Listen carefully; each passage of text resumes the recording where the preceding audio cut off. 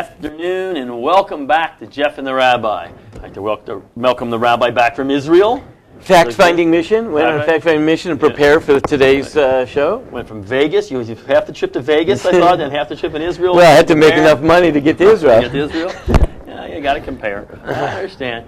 Well, since you've been gone, more things have changed in this country. And I've noticed, when I'm writing up the promos for the show and preparing for the show, that this show has seemed to become more political over the I'd say last 6 months. It's become more political. And me, not that much of a political guy, I don't have that many opinions of these things. I mean, how does this happen? And I think what's going on is, we've always been a Torah show, but I think what's happening is that Jews and Torah and politics now seem to be mixing more, because there's some things that are affecting Jews a lot more that are happening in the political world than have happened in the past. And so we're thinking about this whole Iranian deal here, and this is obviously, I think any rational person would look at this thing as this is an absolute disaster for the Jews. It's the disaster for the West, and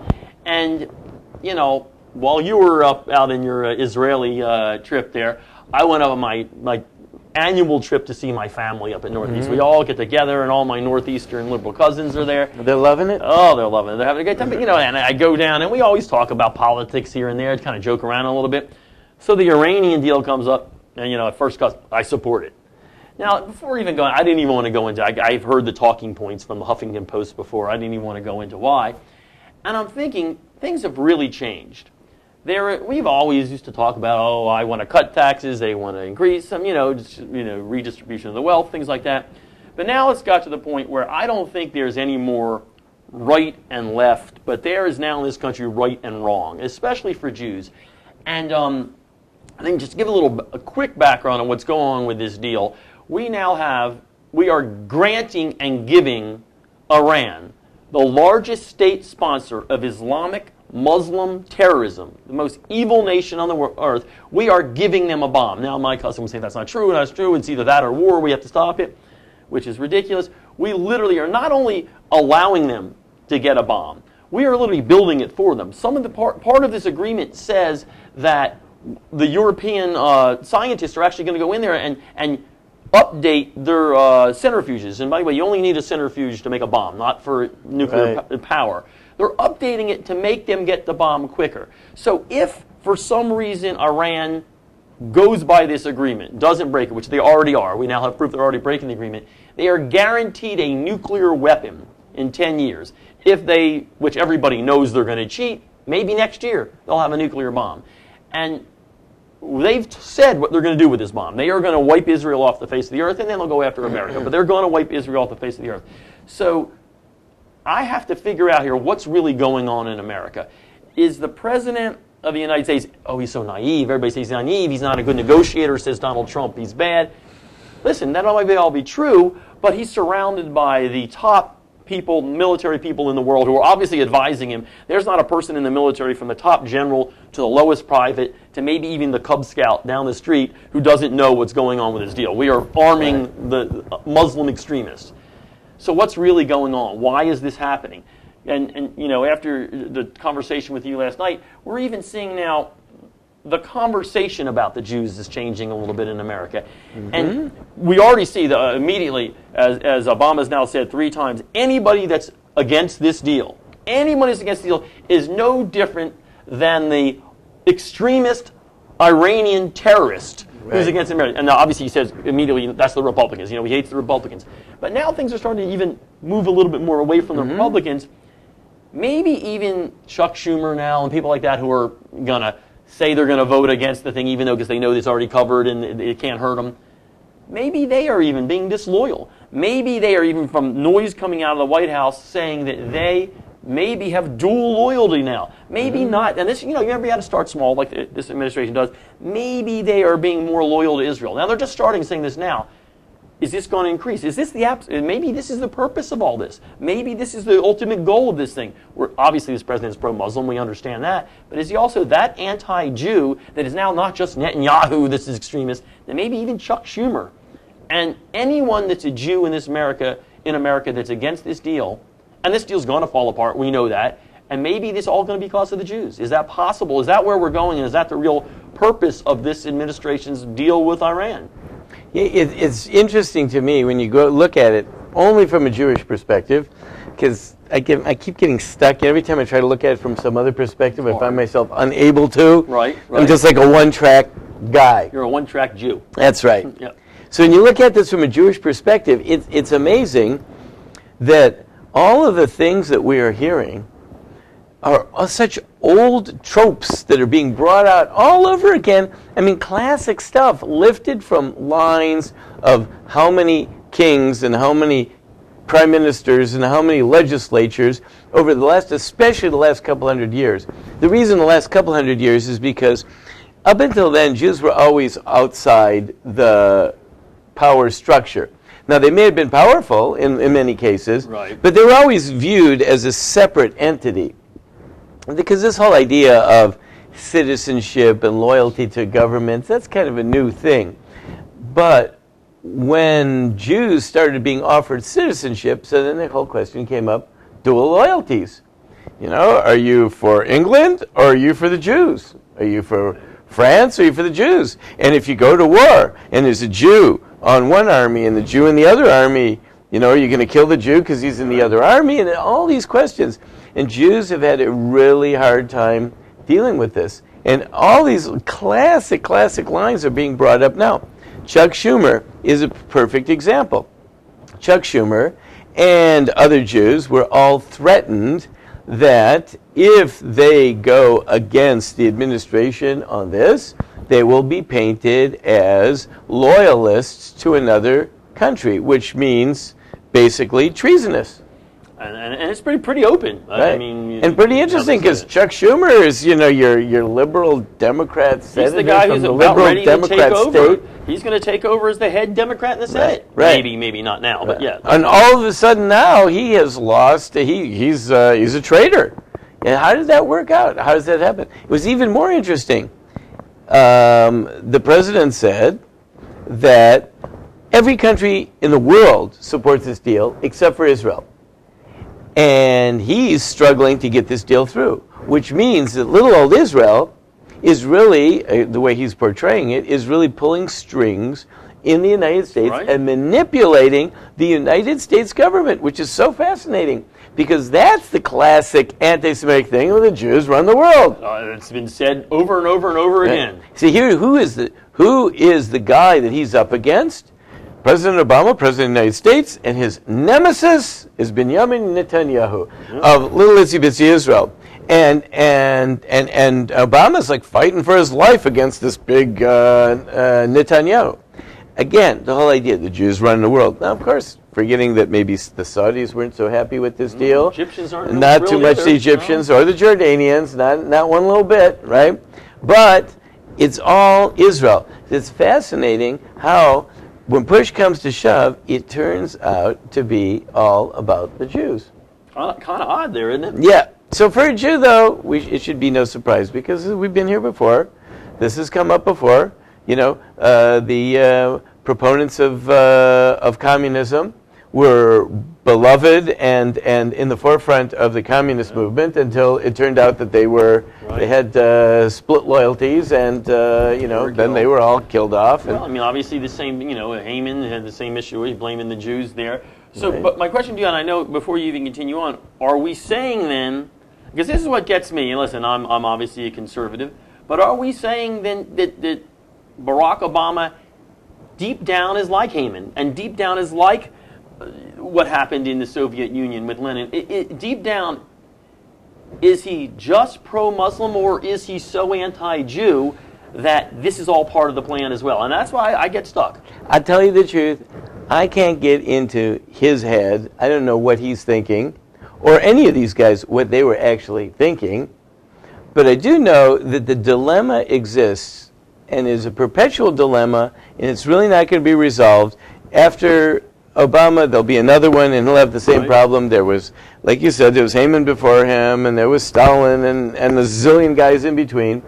And, along comes Obama. You're great, I love you. I love the Jews. He just made some statement a few weeks ago how much he loves the Jews, and he admires them.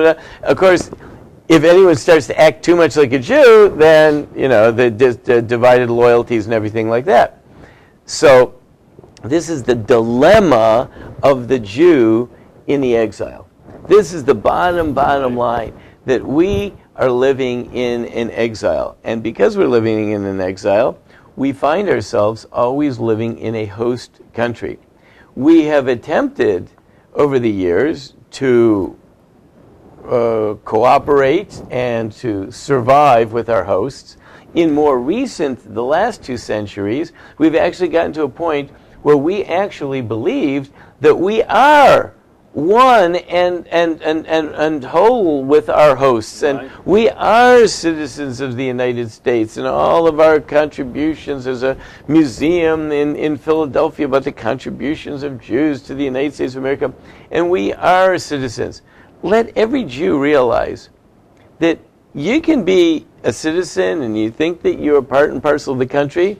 Just try to be a little too Jewish, and all of a sudden, out of the clear blue sky, you're a traitor.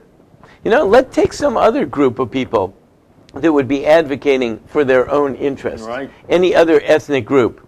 Would people start to say that they're traitors to, would blacks who are advocating for more services or rights or accommodations or even equality within the society, would someone say to them that they are beholden to some other country? That would be a horrible thing if you'd say such a thing. Right. No one would say that. It's not fair. It's not right. But if the Jews say it, because the Jews always have that's hanging over their head, and that's what reminds us always, especially when we live in a country where we have so much comfort and so much acceptance. And, in this country, you can walk down the street. I can walk down the street and I can wear my yarmulke and I can overtly look Jewish, and I can expect that I will be safe and that the government will stand up for me, and I live in a nice house and I drive a nice car and so on and so forth. So I begin to think that, hey, I've got it all. But you have to realize that it is a very thin veneer, and our president has just scraped away that veneer, because from 0 to 60 in just a half a second, his biggest loyalists, guys like Chuck Schumer, he said it straight out, if you guys, I will paint you as dual loyalists. He said, if you play along with me, just had a meeting with a bunch of Jewish leaders, and he said, you want me to drop this anti-Semitic stuff? Then, play along. That's great. And he went out the next day and he proceeded to drumbeat with the anti-Semitic stuff. Well, and clearly his administration has made an open threat to people like, especially Chuck Schumer and other Democrats, that maybe because of pressure from their constituents would back out of this deal. Said, listen, your leadership roles will be under question in the Senate. We will don't expect to not have pressure for your leadership roles or whatever roles you play within the party. Right. So it's pretty clear. But again, it kind of reminds me of something. Back in 1996, I was just a wee little lad back then. In 1996, the Olympics came to Atlanta, and I remember we were building a house at the time, and all the foreign countries were complaining about how bad the Olympics were in Atlanta, and there was a list of all the countries. And I remember I saw it in the paper. They used to have newspapers back then, and it listed all the countries. And one of the countries was Israel, out of a group of about 10. And I remember one of the guys, one of the head builders at my house, came up to me and said, "You know what? You need to talk to these Israelis. They're attacking Atlanta. You need to get them in line." He only saw Israel. Israel was complaining about the Olympics, and he needed to get in touch with them and see if I could do something about this, because things weren't going too well. That's right. So I guess, there's always going to be that issue of dual loyalty and a problem. And not only that, this appreciation, and we talked about it before, but I think there is something to it. There's this accusation that the Jews control the world, they control the banks, they control whatever they control. They control everything. They definitely control Sidekick TV. Sidekick TV, absolutely. That's pretty big. Manipulated by Jews, right? Without a doubt. So this feeling that Jews are running everything is very interesting, because it's an old canard, and it keeps on popping up.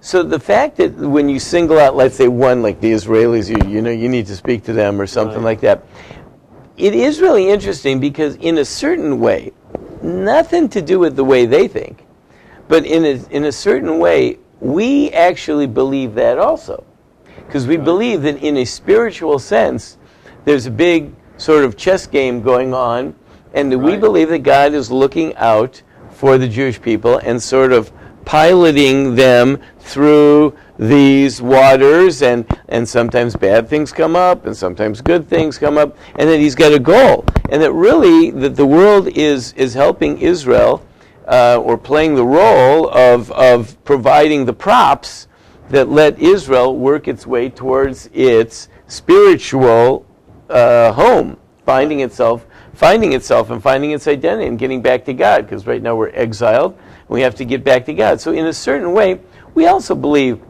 that the Jews control the world, but in a very spiritual way. Right, no, I understand. Not in the financial way or anything like that, but in a spiritual way. And the truth is, I do think that we do have to look at this whole thing in a spiritual way. And ultimately, for Jews who have trust in God, yes, we're going to get out there, we're going to campaign, we're going to try to get as many people as we can to override a veto. We may or may not be successful, but if we're not successful, then we'll realize that God obviously wants it this way, because he brought about these events, and we will have to deal with whatever it is that comes along. And I understand that, and it makes sense, and I guess Jews have been dealing with that for centuries.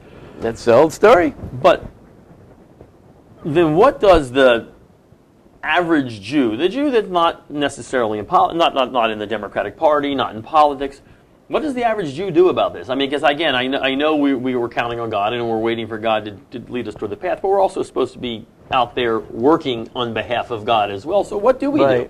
What do we do in a situation like this, which I don't think a fair-minded Jew right now, and I'm not saying that my cousins are fair-minded Jews right now, could look at this and say this is not a very, very dangerous situation. There are 6 million Jews sitting in Israel right now where the lead sponsor of Islamic terrorism, that's a word I know our president can say, but Islamic terrorists say we are going to wipe you off the face of the map. We didn't even include that in our deal, even have them lie to say they weren't going to do that.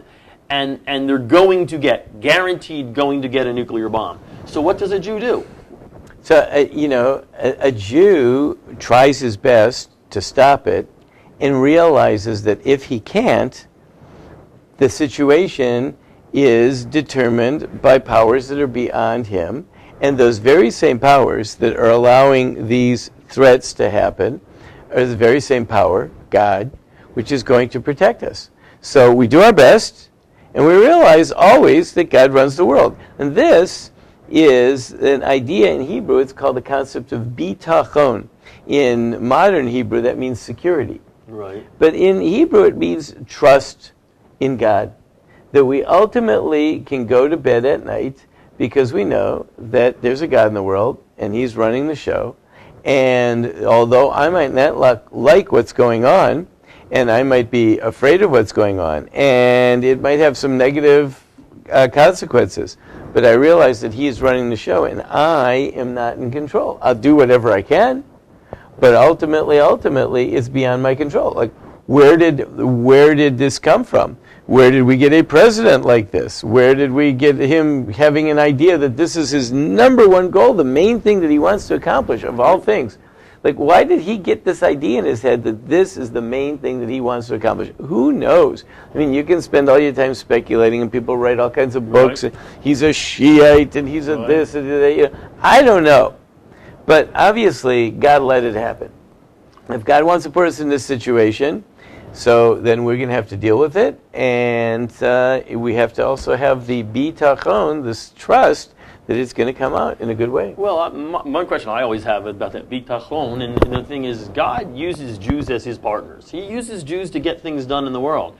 So what part of this is just trusting in God, and what part of this is God saying, Jews, wake up, do something about this. Yes, I know, cousin of Jeff up there, you're a Democrat, and I get it, I understand, and that's okay. I don't care what political party you're in, but maybe you need to wake up and see that you're, so using the program, your get-out-of-train free card is going to run out at some point here, and maybe you wake up and be my partner, because you're the guy, not Jeff. Jeff's already pretty much made his political feelings clear. You're the guy that's got to come out there and make a change here. Could that be happening? Yeah. I mean, I'll tell you the truth, is when these people are offered options, there's a Democratic congressman, Sander Levin, I think it is, Levine, yeah. something like that, Michigan? Michigan, yeah. Michigan.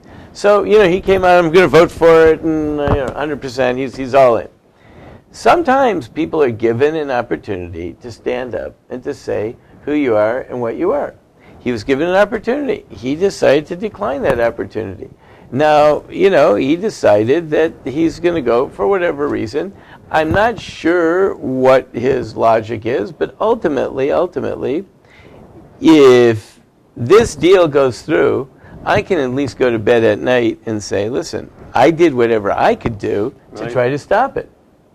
And, if there are negative impact of that, then we'll have to deal with that. But at least I maintained my dignity and my moral compass by trying to stop it.